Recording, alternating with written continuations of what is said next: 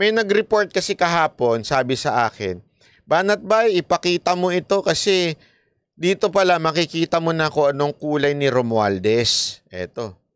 Ayan o. Ayan. Uso pa lang, yari na. Ito po'y lumabas noong April 20, 2016 kung saan nagkakaroon ng issue si Rojas sa Yolanda. Okay? At ang nagtanggol ho sa kanya, walang iba kung hindi si Congressman Martin Romualdez. Sabi niya pa nga dito, Romualdez said to Rojas, did his honest and best and risk his life. Ganyan niya pinagtanggol si Rojas. Alam na alam nyo na kulay. Tandaan ninyo para lang malinaw. Iba ho itong si Romualdez at saka yung isa. Magkaiba ho sila ng paninindigan at tayo sa buhay. Ito si Romualdez, ipinapakita na natin kung anong tayo nito. Hindi lamang po yan. Ito pa. Martin Romualdez to Rojas. Rojas risked his life during Yolanda. Late, ayan said that the former Undersecretary Presidential candidate Rojas risked his life to save people during... kasi nga, alam nyo kung bakit. Ito, istorya niyan.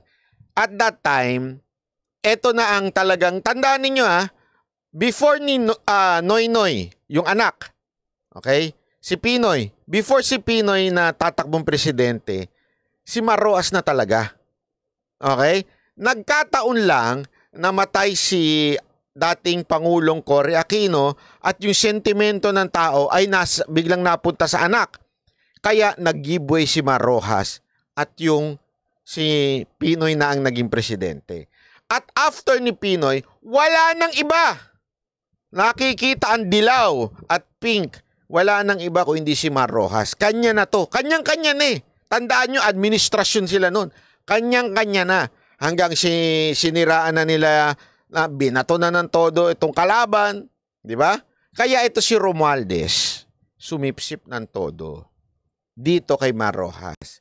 Sa bagay, pag naging presidente si Rojas at that time, yari ang budget ni Romualdez kung hindi siya kakampi kay Rojas.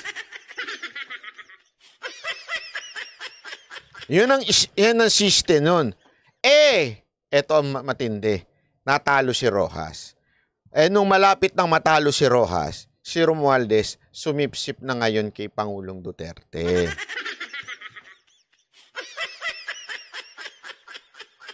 Nagegets ninyo? Diba? Ganun katindi ang pagiging traditional politician ni Romualdez. Nung una na malakas si Rojas, na kay Rojas siya. Nung lumalakas na si Pangulong Duterte, ayan yung after the debate sa TV, nag-number 1 si PRRD, nagtalo na ho lahat. Pati ang mga Remulla ng Cavite, Romualdez dyan sa lugar nila. Kasi alam nyo, sa bawat probinsya, merong mga kilalang mga pangalan, family name. Sila sa una, talagang kakampihan kung sino yung malakas. Okay? Pero eventually, pagka meron ng talagang nakikitang mananalo na, nagtatalo na yan. Ganyan sila.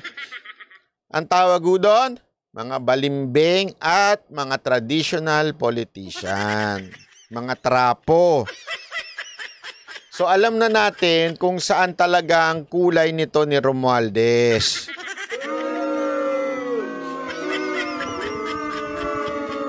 Kasi naalala nyo sa speakership, di ba may ingay pa noong time na yon? May ingay yun Sumisip-sip din si Romualdez noon kay Pangulong Duterte.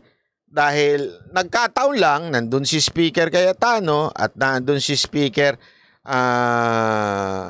itong si Velasco. Eto si Romualdez pumoporma-porma na noon, hindi nanalo.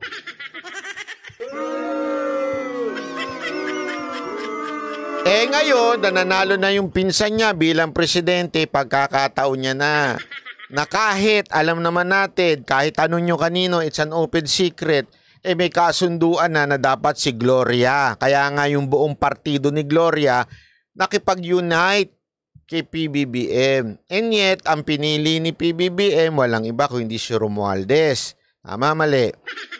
Oh, 'di ba? Sumipsip-sip-sip siya, kunwari ganun sila ni Sara Duterte. Nung siya na ang naging speaker, inilaglag niya na si Sara Duterte. Anong tawag mo doon? Manggagamit. Sa English, user. Alam niyo na.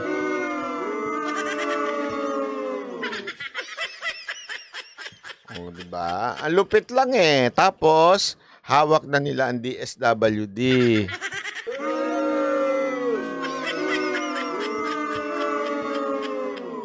Ay nako, sa totoo lang. Anyway, booking na natin ng galawan ni Romualdez.